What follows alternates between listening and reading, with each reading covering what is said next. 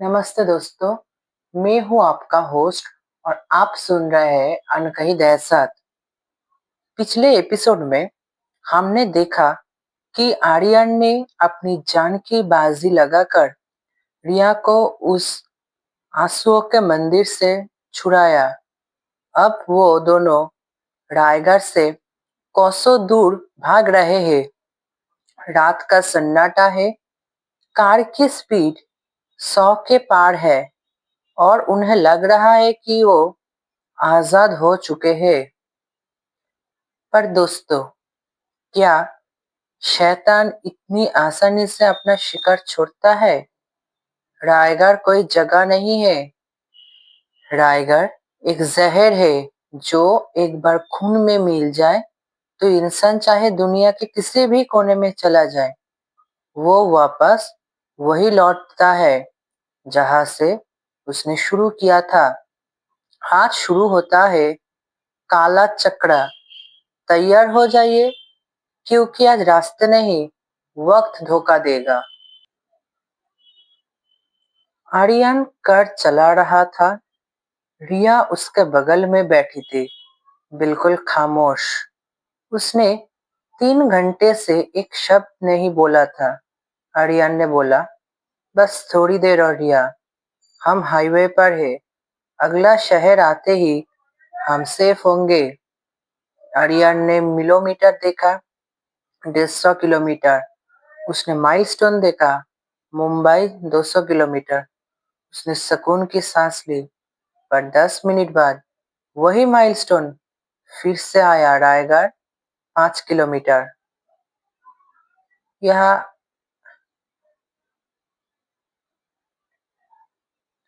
आर्यन चिल्लाया, यह नहीं हो सकता।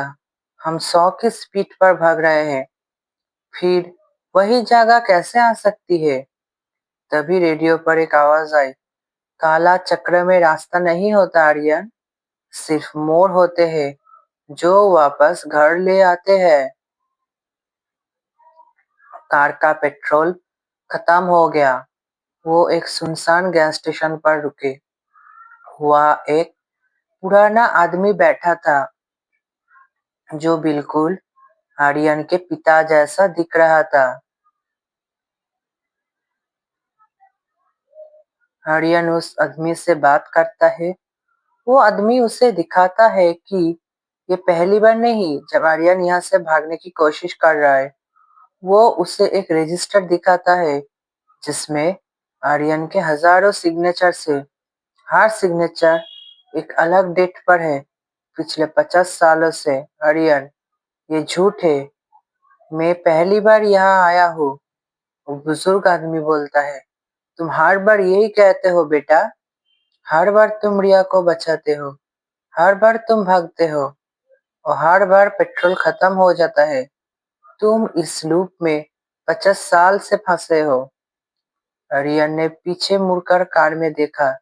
रिया कार में नहीं थी।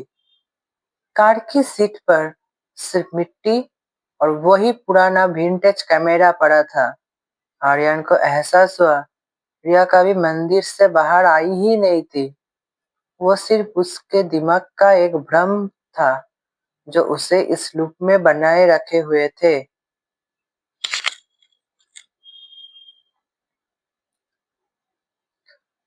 आर्यन ने गैस स्टेशन को आग लगाने की कोशिश की ताकि ये लूप टूट जाए, पर जैसे ही उसने माचिस जलाई, वक्त रुक गया।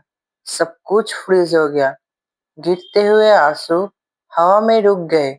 तब स्टेशन मास्टर सामने आया। उसने एक घड़ी दिखाई जिसमें सुइयां उल्टी चल रही थी। स्टेशन मास्टर, लूप तोड़ना है तो तुम्हें उस पल को मारना होगा जहां यह सब शुरू हुआ था।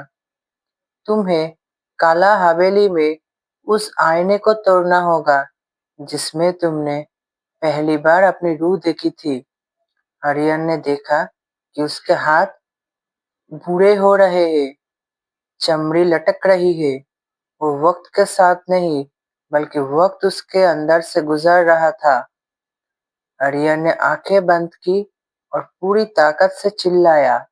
जब उसने आंखें खोली वो कार में नहीं था, वो रायगढ़ स्टेशन के उसी बेंच पर बैठा था जहाँ एपिसोड 1 शुरू हुआ था।